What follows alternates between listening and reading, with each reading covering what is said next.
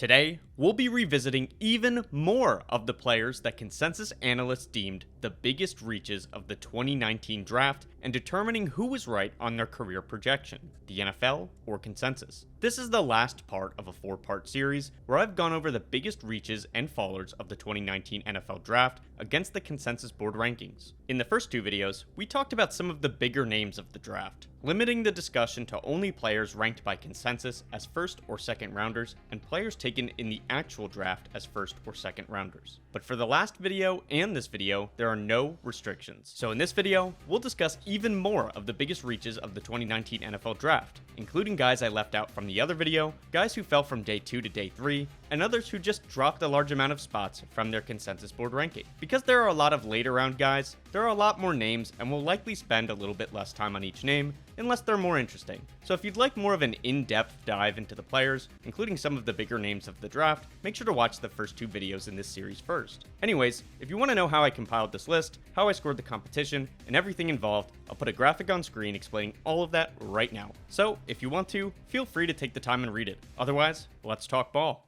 First up is the biggest consensus reach of the entire 2019 NFL draft. This quote-unquote unknown linebacker out of Murray State was ranked by consensus as the 453rd player overall. For reference, the last pick of the draft was 254 overall. So in the eyes of consensus, this player was so far down the board that if the draft had been done twice in a row, he would have went in the 6th round of the second 2019 draft.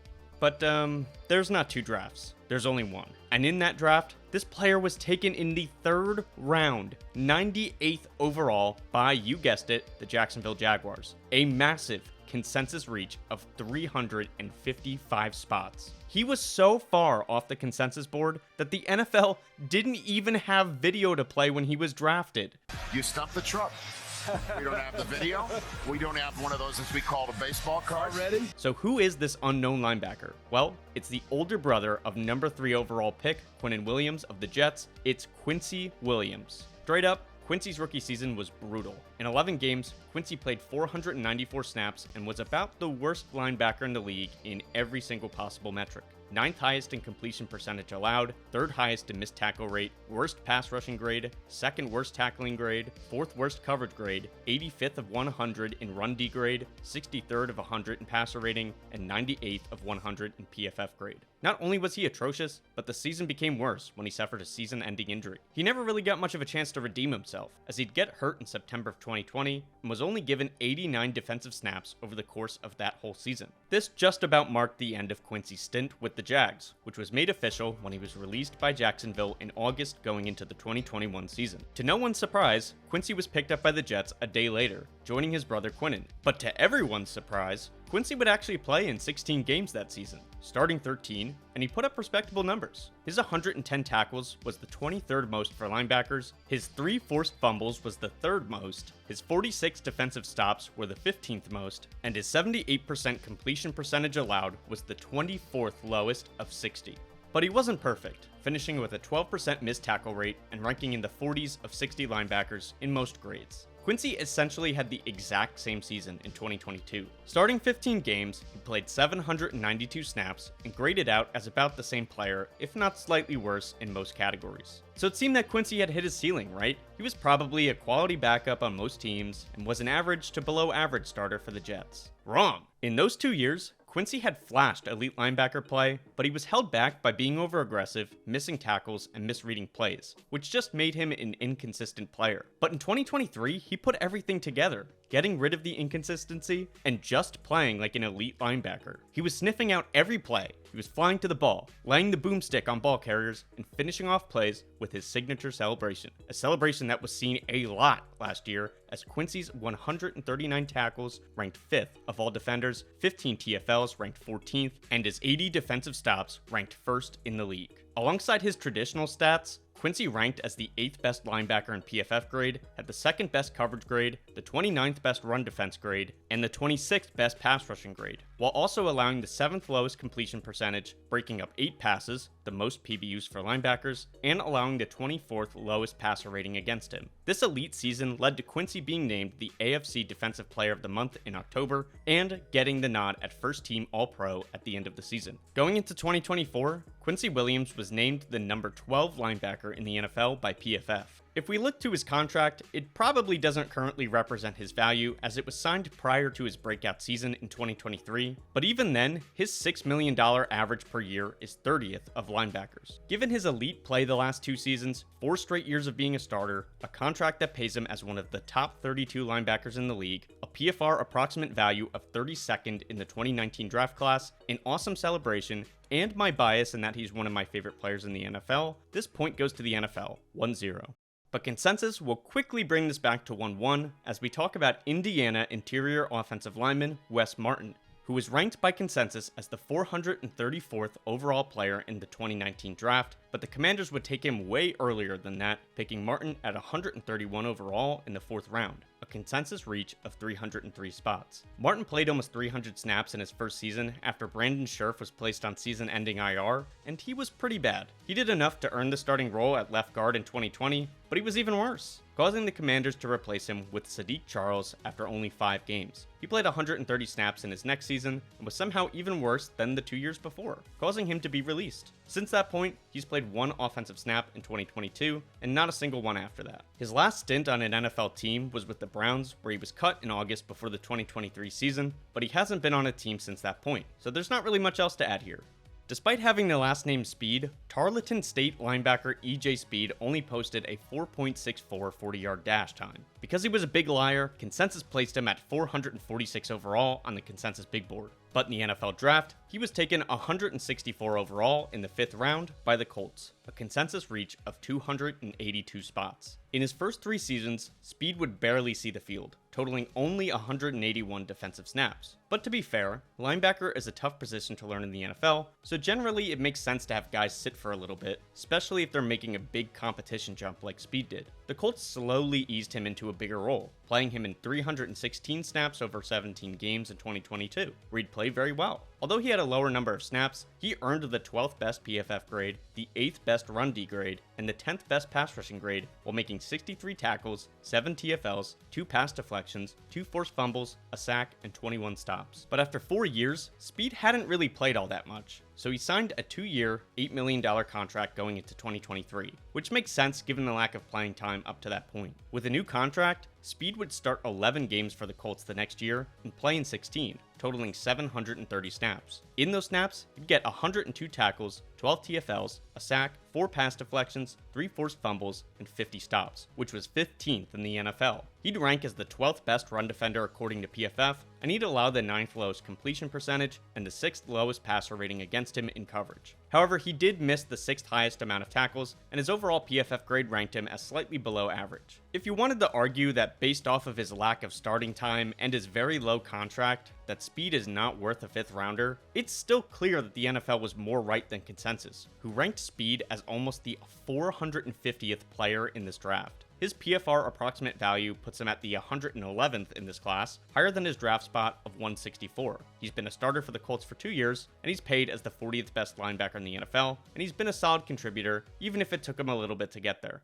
Another player who found himself in the 400 section of the stadium is Marcus Epps, a safety from Wyoming, who ranked 450th overall on the consensus big board. In the draft, Epps would hear his name called at 191 overall when he was taken by the Vikings in the 6th round, a consensus reach of 259 spots. Marcus's career got off to a really slow start, as he'd be waived by the Vikings in November of his rookie season. He'd be picked up by the Eagles, who gave him more of a chance than the Vikings ever did. He built up slowly, playing 365 snaps in 2020, starting 5 games and playing in 14. He'd make great use of his snaps, making 47 tackles, intercepting 2 passes, breaking up 4 more, and making 10 defensive stops. Although his 77.3 completion percentage against was the 15th highest for safeties, his 9.6 yards allowed per reception was the 19th lowest, his 59.5 passer rating when targeted was the 7th best, and his 74.8 coverage grade was the 13th best. This helped him to grade as the 12th best safety according according to PFF that year. The Eagles still weren't completely sold quite yet though, not making him the full-time starter in 2021,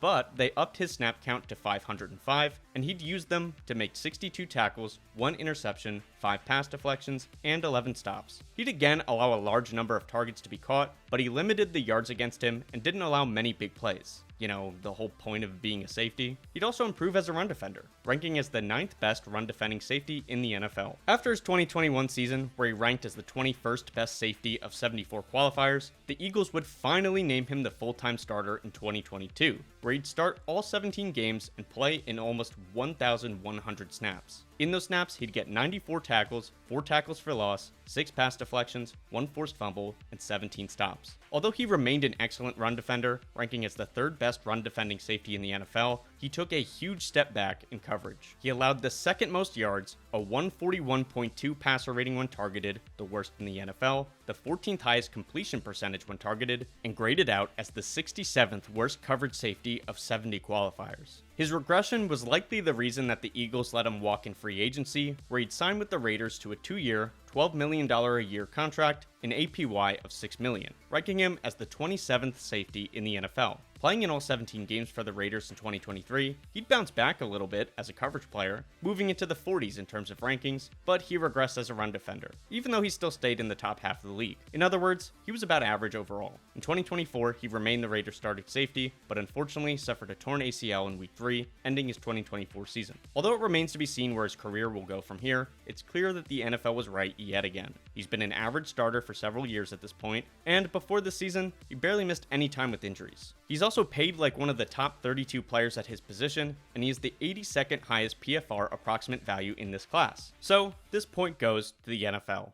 We start to climb down now to the 300 section, where we find our next player, Texas A&M safety Donovan Wilson, ranked by consensus as the 388th overall player in the 2019 draft, but taken by the Cowboys in the 6th round at 213 overall, a reach of 175 spots against the consensus big board. As a 6th rounder, Wilson was naturally not given an opportunity to start in his rookie year, playing 11 games as a special teamer and 16 total defensive snaps. But the next season, in Week 4 against the Browns, Wilson would finally get a chance to play meaningful snaps after safety Darian Thompson was benched only a few minutes into the first quarter for blowing a coverage assignment that led to a 37-yard touchdown pass from Jarvis Landry to Odell Beckham Jr. Having not played a single defensive snap that season, Wilson would play 71 snaps in that game, collecting 10 tackles, a TFL, and his first career sack. This game gave Wilson a chance to compete for the starting role, as the Cowboys would rotate him in over the next 5 games. But he was so impressive that after only 5 weeks as a rotational player, he'd officially earned the starting strong safety role in Week 10 of that season. Missing 2 games with an injury, he'd end the season having started 10 games and playing in 14, totaling 673 snaps. And in those snaps, he'd make 71 tackles, 2 TFLs, 3.5 sacks, 3 forced fumbles, 3 pass deflections, 2 interceptions, and 21 defensive stops, leading to a season in which he was ranked as the 15th best safety overall of 64 qualifiers.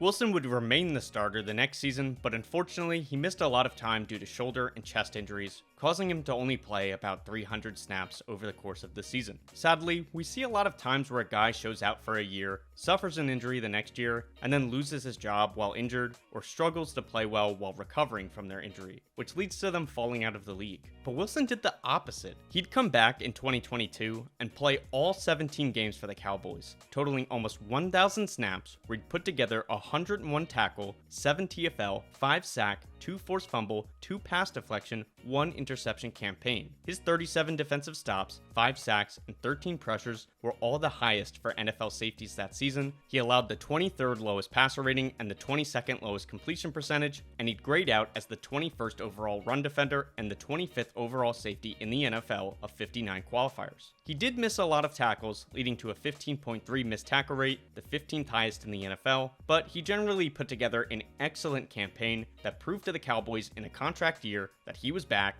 and that he was the safety of the future. And the Cowboys agreed, signing him to a 3-year, $21 million extension before the 2023 season, giving him an APY of $7 million. 20th best for NFL safeties at the time of writing. Wilson took a small step back in 2023, but was still a good safety, playing 731 snaps and getting 88 tackles, 2 TFLs, a forced fumble, 3 pass deflections, 2 interceptions, and 23 stops. He'd grade out below average in run defense, but graded out in the top third of the league in coverage and was ranked 31st of 63 qualifying safeties, which put him in the top half of the league of safeties with more than 577 snaps. In 2024, Wilson remains the Cowboys' starting strong safety, but with Dan Quinn gone, he's having his worst season in a while. But looking at the totality of his career, it's clear that he's been a far better player than both consensus and the NFL imagined, having been a quality starting safety for the Cowboys for years now. Although both the NFL and consensus were wrong, it's NFL versus consensus, so we're here to see who was more right. For Donovan Wilson, that was clearly the NFL.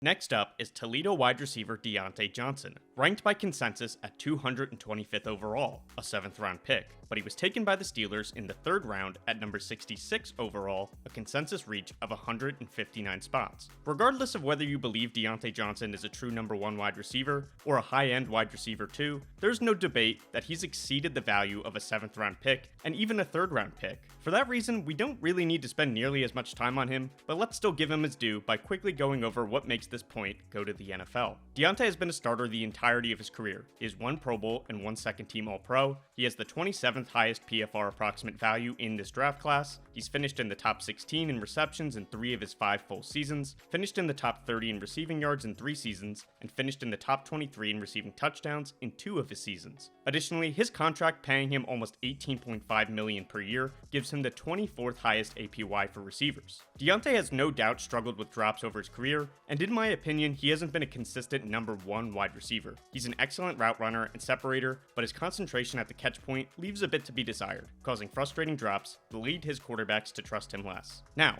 that being said, on a broad scale, he's been a reliable contributor as both a number 1 and number 2 wide receiver in Pittsburgh and Carolina respectively. Feelings on him have definitely soured as of late because his stint in Baltimore went very poorly, but that doesn't weigh very heavily in my analysis here. His ranking, contract, awards, and production are far higher than you'd expect from most 3rd rounders, and they blow away expectations for a 7th rounder, so the NFL is clearly given the point.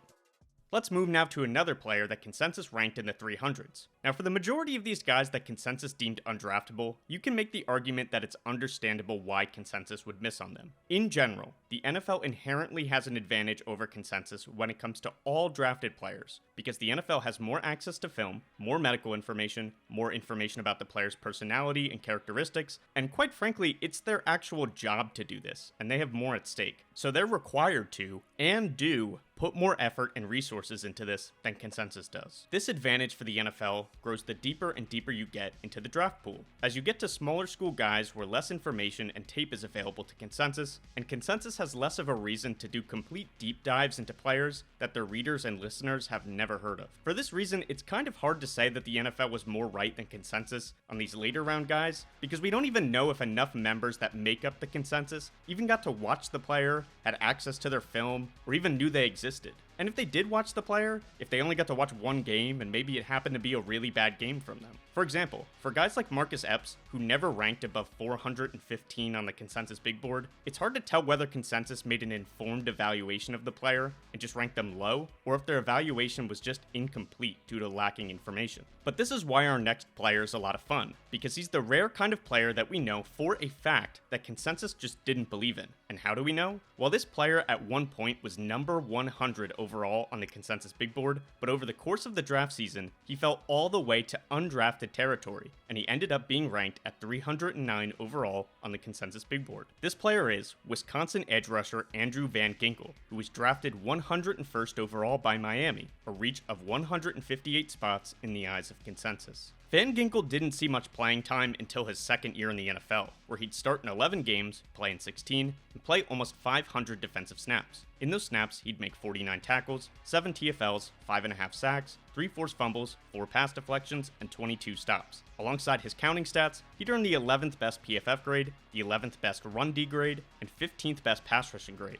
and his 10.7 pass rush win percentage was top half in the league. This very good season would earn him even more snaps in the next year, 2021, where he'd start 14 games and play in all 17, totaling 801 snaps. Despite having more snaps, he'd take a step back as a pass rusher, only collecting 4 sacks on practically the same pass rush win rate, but grading 29th of 56th in pass rushing grade. However, he did improve as a run defender and overall defender, collecting 9 TFLs, 7 pass deflections, ranking as the 8th best edge defender at run defense, and getting the 12th most defensive stops for edge defenders with 38. But in the 2022 season, with Brian Flores out as head coach, the new regime wasn't as fond as Van Ginkel. He played in all 17 games, but only totaled 357 snaps. In that small sample size, he managed the 5th best PFF run D grade, but he was only able to get a half a sack and 11 pressures. In 2023, yet another new regime came in on the defensive side of the ball as the Dolphins brought in Vic Fangio. Under Fangio, Van Ginkel would have his best year yet, playing 727 snaps and getting 69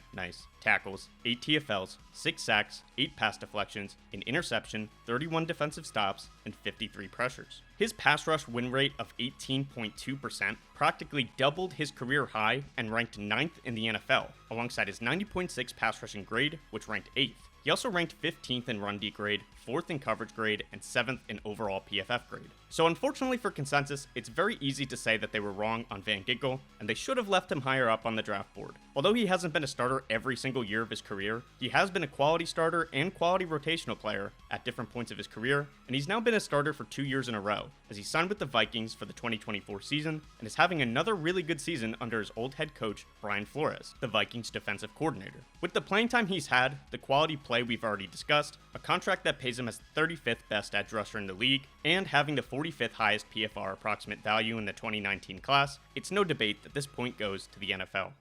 Also ranked in the 300s was UNC linebacker Cole Holcomb, who ranked at 323rd overall. He'd hear his name called only slightly after Andrew Van Ginkel when Washington picked Holcomb in the 5th round at 173 overall, a consensus reach of 150 spots. Holcomb would actually start immediately for Washington, playing as the starter in 15 of 16 games and playing 718 total snaps. He'd have an up and down season though, excelling in some areas and struggling in others. For example, he ranked as the 12th best run defender amongst linebackers that year. He made 37 defensive stops, which was 28th of 58 linebackers, and he had 105 tackles, 35th most of any defender in 2019. But he struggled heavily in coverage, finishing the season with a 43.4 coverage grade, 52nd of 58 linebackers, and allowing the 6th highest completion percentage against him and the 7th highest passer rating against him.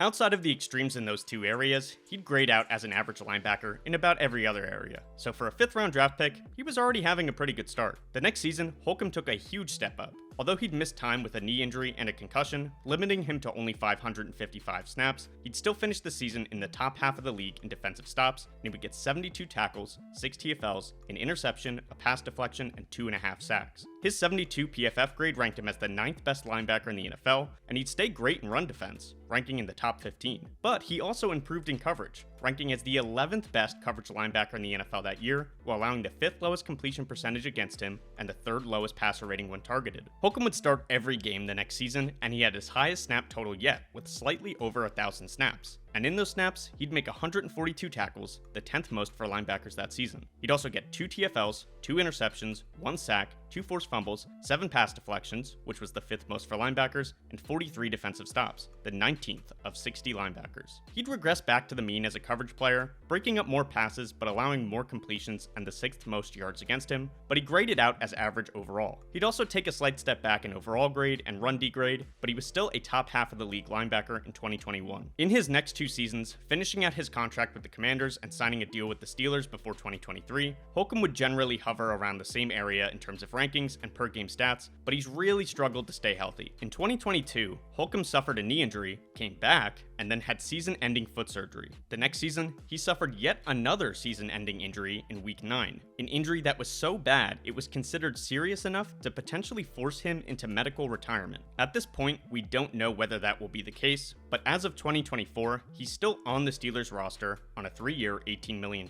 contract, but he's currently on the PUP list, recovering, and he's presumed to be one of the Steelers' starting inside linebackers when he returns, assuming he does return. Whether he returns to football or not, I'm praying for the best for him and hope he returns to full strength. Even if he doesn't play any more football though, he still has surpassed general expectations for a 5th rounder. He's been a starter every single year of his career, hovering around average to even quality play at times. His contract is tied for 30th in the NFL amongst linebackers in terms of APY, and his PFR approximate value is 43rd in the 2019 class. Although he played the majority of his games in his first 3 seasons and has missed a lot of time recently, I don't doubt that he was worth a 5th round pick in light of all of this and his career production. So this point will go to the NFL. Sioux Falls offensive tackle Trey Pipkins was ranked by consensus as a 7th rounder, 227th overall on the consensus big board, but he was picked in the draft at 91 overall in the 3rd round by the Chargers, a consensus reach of 136 spots. Pipkins would get a shot to prove himself early, playing over 700 snaps in his first 2 seasons, but he struggled heavily as he was consistently graded as one of the worst offensive tackles in the league in terms of pass blocking, and he was a below average run blocker. Pipkins would be relegated to a backup role in 2021, but was given another chance to become a full-time starter, playing 2,000 snaps across 31 games in 2022 to 2023. But again, he didn't really make the most of his opportunity, still grading out as one of the worst offensive tackles in both aspects of the position. But what was really concerning was that instead of getting better, he appeared to have gotten steadily worse over his short career, culminating in a 2023 season where he allowed 9 sacks, the 3rd most in the NFL, and 49 pressures, the 9th most in the NFL. As of week 8 in 2024, he is still starting again for the Chargers, but he was switched to guard, but it doesn't appear to have helped, because as of this time, he has the 6th worst pass block efficiency rating in the NFL. Although he's stuck around and has started a lot of games, it's really hard to say that he was worth a 3rd round pick when looking at his level of play. He's really closer to a 5th rounder, so this point goes to consensus. Subscribe to me if you've heard this name before. We're talking about Memphis running back Tony Pollard, ranked by consensus at 233 overall, a 7th round pick, but he was taken in the 4th round, 128 overall by the Cowboys, a consensus reach of 105 spots. I would be legitimately shocked if someone watching this video didn't know who Tony Pollard is, so the view count better meet my subscriber count. Anyways, since everybody knows who it is, we can make this quick. I'm trying to save the longer breakdowns for players who people don't know as well or for players where the result is not as obvious, and Tony doesn't really meet either of those qualifications. So sorry if you came here for extra Tony P talk, but we'll still give him some love. In his 6 seasons, Tony Pollard has finished 2nd in yards per carry twice and 6th in yards per carry another time. He's finished 1st in the NFL in yards after contact per attempt twice, and finished 5th another 2 times. He's finished top 4 in PFF rushing grade 3 times, finished top 6 in PFF offensive grade 3 times, and has finished top 11 in PFF receiving grade twice. Although Pollard's traditional counting stats aren't the best, that's clearly because he was sharing the load with Zeke.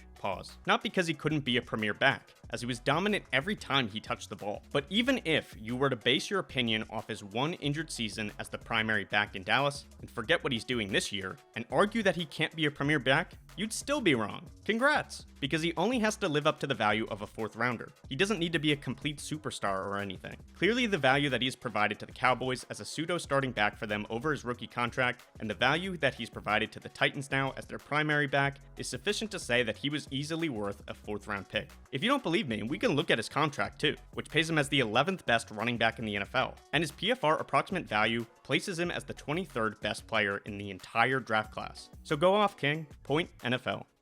North Dakota State quarterback Easton Yellow Synergy Senior Hockey Stick 60-inch was ranked on the consensus board at 270 overall, but he was taken by the Chargers in the 5th round at 166 overall, a consensus reach of 104 spots. Mr. Stick was on the Chargers roster for the entirety of his rookie season, but he saw his first game action in 2020, when he entered into the game for an injured Justin Herbert, only for the Chargers to call a timeout and put Herbert back into the game without Stick taking a single snap. Since that point up until 2023, Stick only threw 1 NFL pass. To his credit, it was a completion for 4 yards. This brilliant performance was enough for the Chargers to re-sign him to a 1-year, $1.8 million deal. In his 5th year, Stick finally saw his first significant game action, playing in the final 5 games of the Chargers season after Justin Herbert suffered a season-ending injury. In those 4 games, he'd throw 174 passes, completing 111 of them for 1,129 yards and 3 touchdowns against 1 interception. He'd also add 144 yards on the ground on 27 attempts, but he took 14 sacks. He wasn't particularly good, but he wasn't terrible either. playing solid enough to remain on the Chargers roster with a $2.6 million deal in 2024. This is actually a little closer than you might think, because in theory, a player who is a reliable backup for 5 years is probably exactly what you'd expect for a 5th round pick. Most guys either stick around for their rookie contract as a backup and fall out of the league, are cut before that point, or, in the very rare occasion, become a starter. Besides for that last one, being good enough for a team to rely on you as their backup past your rookie contract says at least something about your play and your value to a team. But at the same time, although Easton Stick has been kept around as the backup, he's barely done anything on the field, only playing in 5 total games in 6 seasons now. Additionally, most of the time that he's been there, he's been the 3rd string quarterback, not the 2nd string, including this year, where ESPN has Stick listed behind Taylor Heineke on the depth chart. Although it's close, I lean towards consensus, as his actual value provided on field is not enough to make me give the NFL the point. Although it's unfair to knock him for backing up a durable quarterback, the fact that he's been the 3rd stringer in most seasons, rather than the direct backup, makes me lean towards consensus.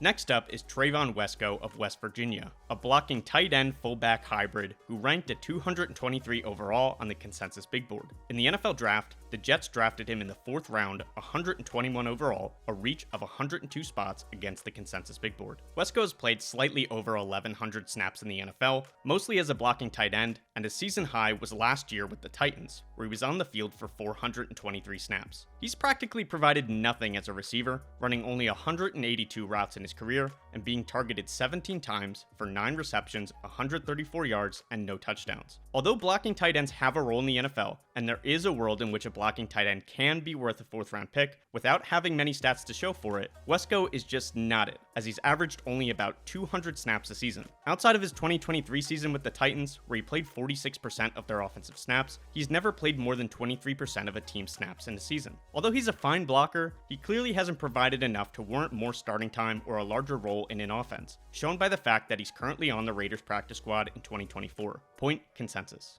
Arkansas linebacker Dre Greenlaw was ranked as the 247th overall player on the consensus big board, which was a 7th round pick, but he would be taken by the 49ers in the 5th round at 148 overall, a consensus reach of 99 spots. Coming out, the concerns on Greenlaw was that he was too small and didn't have a dog inside him. An odd concern, but we'll skip over that I guess. But apparently this anonymous NFC scout thought Greenlaw's upside was special teams. Well, Greenlaw must have bought a dog before his rookie season, because he was an immediate contributor, playing 16 games, starting 11 of them, and playing 725 snaps. In those snaps, he'd rack up 92 tackles, 3 TFLs, an interception, 2 pass deflections, 1 sack, and 29 stops. He'd grade out really well in advanced metrics, especially for a rookie linebacker, a position notoriously difficult to play well in transitioning to the NFL. Greenlaw's 4.7 missed tackle percentage was the 3rd lowest in the NFL, his 64 PFF grade was 22nd of 58, 66.1 coverage grade was 18th, 60.7 run D grade was 28th, tackle grade was 7th,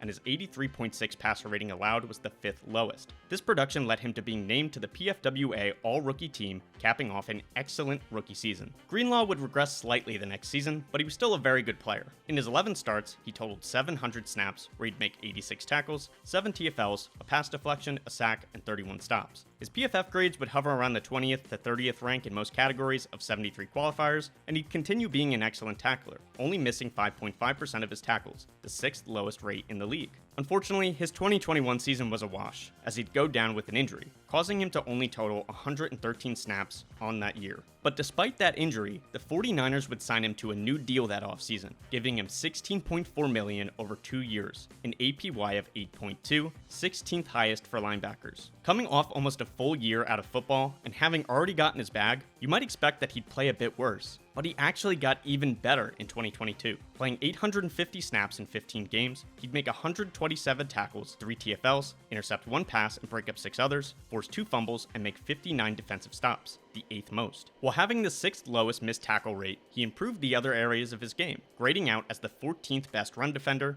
the 5th best coverage linebacker, and the 7th best linebacker overall according to PFF. NFL players took notice, voting him as the 79th overall player in the NFL Top 100 that year. Greenlaw would again slightly regress in 2023, playing almost the exact same number of snaps in the exact same number of games, but grading out worse in most categories. Although he wasn't bad by any means, he definitely wasn't as good as he was in his last season. Even worse for Greenlaw is the fact that he would wind up tearing his Achilles in the Super Bowl, which he's still recovering from at the time of writing. This is another clear point for the NFL. Although he's lost a good amount of time starting in 2021 and 2024 due to injuries, every other season he's practically played in every game for the 49ers, and he's been not just an average starter, but a great one, earning recognition as one of the best rookies, one of the top 100 players, and a contract that pays him as one of the best linebackers in the league. He's consistently graded out in the top half of the league in most categories, has earned the 36th highest approximate value from PFR, even missing as much time as he has, and he's versatile enough for the Niners that he can be used in a variety of ways to help their defense be as dominant as it has been for the last few years. Point NFL.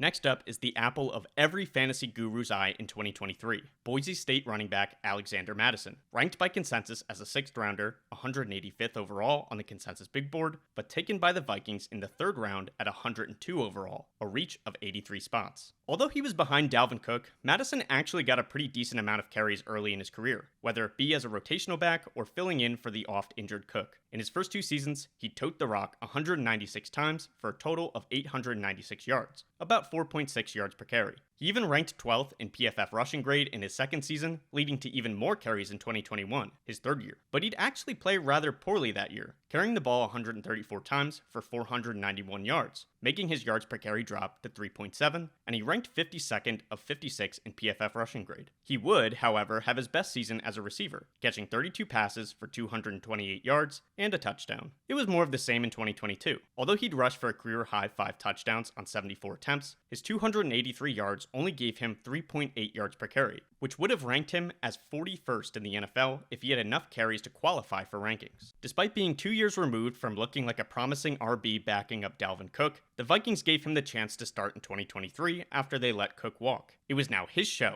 and he even signed a new deal with the Vikings to keep him around after 2023. With a new contract, a backfield all to himself, and the hype of Vikings fans and fantasy managers alike, how did Madison do?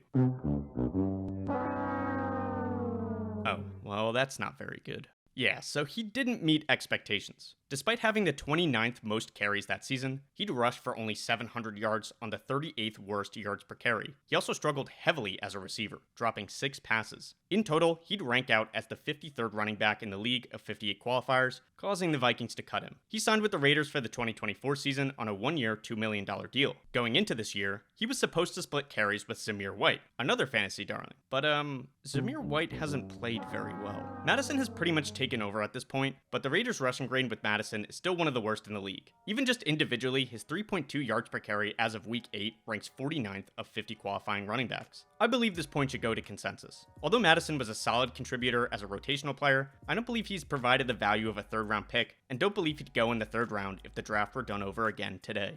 With consensus mounting a comeback, let's discuss 2 quick hitters, starting with Penn State edge rusher Sharie Miller, who was ranked 197 overall on the consensus big board. But this didn't stop Howie, who snagged Miller at 138 overall, a consensus reach of 59 spots. In his rookie season, Miller would hardly see the field, only playing 2 special team snaps over the course of the year. And his career was practically over before it started, as he would be cut by the Eagles before the start of his 2nd season. In that 2020 season, he'd sign with the Panthers, be cut, then sign back with the Eagles practice squad, before ultimately getting cut again. At the end of the 2020 season and before the 2021 season, Miller would continue bouncing around, going from the Cardinals to the Falcons, then to the USFL and then the XFL, before he was eventually released by his final team, the Seattle Sea Dragons of the XFL. Miller's NFL career was 2 NFL snaps, and unfortunately, it doesn't appear he'll ever get any more. So we'll move on to talk about Jaylen Hurd. The 49ers were clearly looking for a certain skill set in the 2019 NFL draft because 1 round after drafting Deebo Samuel, they selected running back turned wide receiver Jaylen Hurd of Baylor with the 67th overall pick.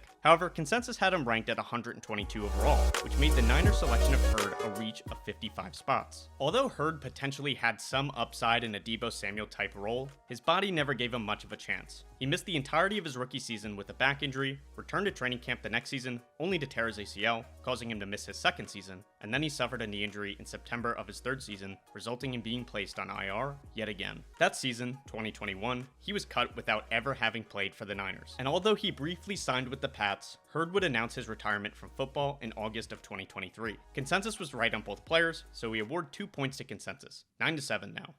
And yet again, we have a Raiders highly drafted pick showing up at the top of one of these lists. Nice going, Gruden. This time, it's Mississippi State safety Johnathan Abram, ranked by Consensus as the 41st overall player, but taken by the Raiders at number 27 overall, a consensus reach of 14 spots. Although this is not a huge reach in terms of numbers, it was considered a surprise pick at the time, so it warrants a quick discussion. As a surprise pick, a first rounder, and also the player selected with the pick that the Raiders got from trading Amari Cooper, there were high expectations for Abrams coming in. Unfortunately, after just one game, where he had 5 tackles, it was reported that he tore his rotator cuff, leading to him being placed on IR and missing the rest of his rookie season. Abram would return in 2020, starting 13 games, and in his 856 snaps, Abram would make 86 tackles, 3 TFLs, 6 pass deflections, and intercept 2 passes. But Abram was mostly able to get these numbers because he was so poor in coverage, giving him more targets, thus more opportunities to make a play on the ball or make tackles. That season, Abram would allow the 10th most yards and the 10th best passer rating against when targeted. He'd also have the 9th highest missed tackle percentage and grade 64th out of 64 in both coverage grade and overall PFF grade.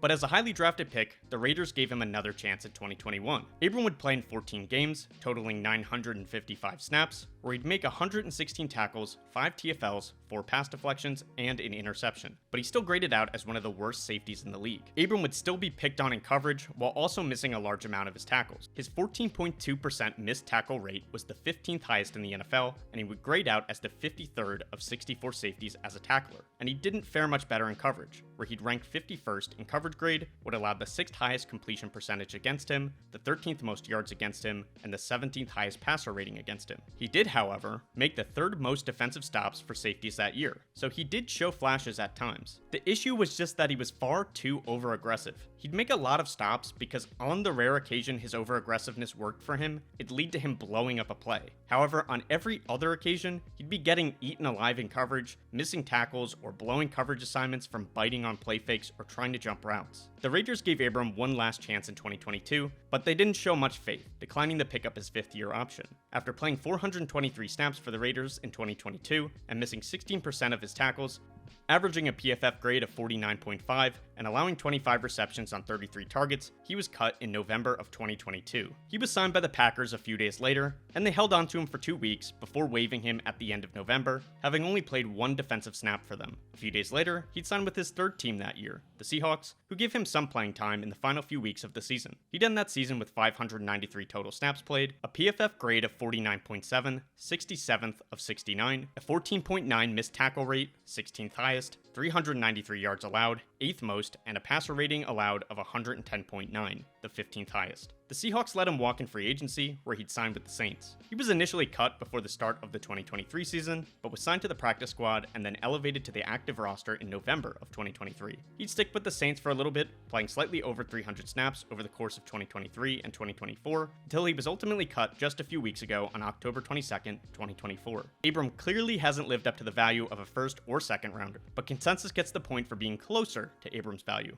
So, after being up 7-1 at one point, the NFL has almost choked this lead harder than the Bears choked that game to the Commanders. But it looks like they escaped with a 1-point victory, right? Wrong. Like Tyreek Stevenson, we jump into the pile and bat the ball in the air and keep this game alive. Okay, reading this line made me realize how long ago I wrote this script. Sorry for how long this video is taking to get out. I really appreciate you guys sticking with me, and once I get more accustomed to the heavy workload of my new job, I intend on being more consistent with the upload schedule. Anyways, we left off where my balls were in the air. I mean, the ball was in the air. So who will catch it? You see, there were so many significant reaches to talk about, and a lot of them were guys I've literally never heard of. But I wanted to make an entertaining video, so I discussed in depth the guys who I thought most of you would know about, or some really big reaches you might otherwise find interesting if you hadn't heard of them before. But by doing that, I gave the NFL an unfair advantage, because most viewers would tend to know guys who did pan out, not guys who didn't, unless they were a really significant bust. After all, this video wouldn't be very entertaining if I went through 25 other randos you've never heard from that played 5 NFL snaps and then retired. So what I did to keep the competition fair is I went through all 30 of the other reaches I didn't discuss in this video, and I graded them. So what I'll do now is put on screen a few graphics showing the players and a brief sentence explaining why I picked which side I did. Now we can keep the video shorter and more entertaining, but still make sure that the competition is graded accurately. Feel free to pause and read each graphic as they show up on the screen, and don't worry about counting because we'll discuss the score once the graphics have all gone by. At this point, I'm just kind of buying time for me to put all the graphics on screen and giving you a little bit of time to read it. So let me ask you guys a question. Would you rather never eat again or never go to the bathroom again? Let me know in the comments below because there's definitely a correct answer to this and I'm very adamant about it. Anyway, hopefully these graphics are done by now, so let's discuss the results. For our additional 30 players, consensus outscores the NFL 16-14, completing the comeback and winning this video by a score of 24-23. But where does that leave us at the end of our 2019 review? Well, in our first review of the reaches and fallers of the 2019 class, our score over 4 videos is NFL 45, consensus 43, giving the NFL a slim margin of victory. So, the NFL has won the battle, but will they win the war? That's the real question. My intention is to revisit the score with follow-up videos. Every few years, I'll make a new video and update any score that has changed with time. Some of the calls were super close, and I expect them to change with time, so don't celebrate yet, NFL fans, as consensus is still close enough to make this a race. Otherwise, we'll put the 2019 draft to rest for some time. And as he's sleeping, let's immediately plan to forget about him for a while, just as my dad did to me when he tucked me in that fateful night 25 years ago. What draft should I cover next? Let me know in the comments below, as I intend to do the exact same 4-part series, going over the reaches and fallers of a draft class and grading them. I'll also be coming out with my usual draft content for the 2025 NFL class, so stay tuned for that as well. If you've watched all 4 videos, let me know if you have any suggestions, as I'd love to hear. Any other comments, questions, or talk about football is welcome as well, so I look forward to talking ball with all of you in the comments below. But for now, that's enough for today. Later.